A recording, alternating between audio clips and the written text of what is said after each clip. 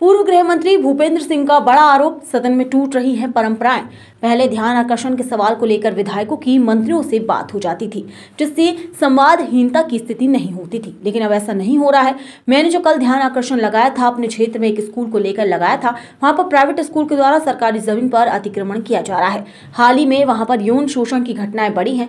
मैंने सदन में भी यही बात कही थी, लेकिन स्कूल शिक्षा मंत्री ने कहा कि वहां जन आक्रोश हो, ये सही नहीं है। तो क्या यौन शोषण की घटनाओं पर मैं खुश हूँ? हाल ही में प्रदेश में यौन शोषण की घटनाएं बढ़ रही हैं, उन्हें रोकने के लिए सही नीति बनाने की आवश्यकता है। मैंने परिवहन को लेकर भी ध्यानाकर्षण की सूचना दी है।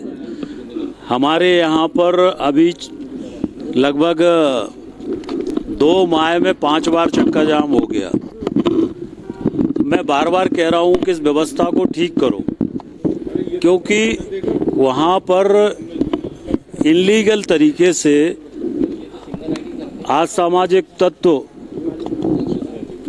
कुछ जो और लोग हैं मिलकर लोगों के साथ मारपीट कर रहे हैं। ट्रक वालों के साथ मारपीट की अनेक घटनाएं हुई है और इसलिए अनेक लोग वहां पर इस तरह की परिवहन के नाम पर अवैध वसूली, गुंडागिर्दी, ये सब हो रहा है और 5 बार चक्का जाम हो चुका।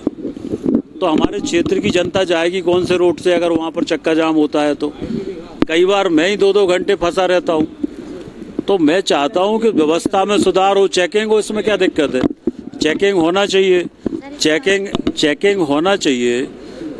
ये आरटीओ को अधिकार है, परिवहन विभाग को चेक करना चाहिए, चेकिंग हो, पर व्यवस्था ऐसी हो कि जाम ना लगे, क्योंकि वो हमारा स्वर्णिम कॉरिडोर है, कश्मीर से कन्याकुमारी वाला रोड है, बहुत ज़्यादा ट्रैफिक है और यार्ड छोटा है, तो इस कारण से 10 गाड़ी भी खड़ी करते हैं तो जाम लग जाता है।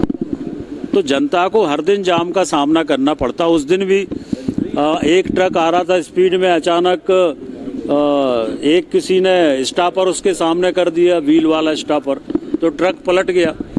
अब ट्रक पलट गया तो ट्रक वाला इतना आक्रोशित था कि वो ट्रक में आग लगा रहा था, खुद के ट्रक में सारे ट्रक वाले इकट्ठे हो गए। तो ये व्यवस्था सुधारने के लिए मैंने कहा है, लिखा है, और मेरी ड्यूटी है, मैं वहाँ का विधायक हूँ, मेरी ड्यूटी है। क्या लगता है सरकार की ठीक ढंग से काम नहीं हो पा रही? देखिए, सरकार की सारी नीतियाँ अच्छी हैं, सरकार बहुत अच्छा काम कर रही है। 1 साल में अनेक जनहित के निर्णय सरकार ने किए हैं। मोहन यादव जी बहुत अच्छा काम कर रहे हैं, सब चीज़ें अच्छी हैं।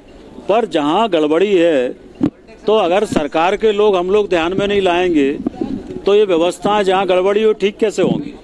तो इसका मतलब क्या हम अधिकारियों को खुली छूट दे दें क्या?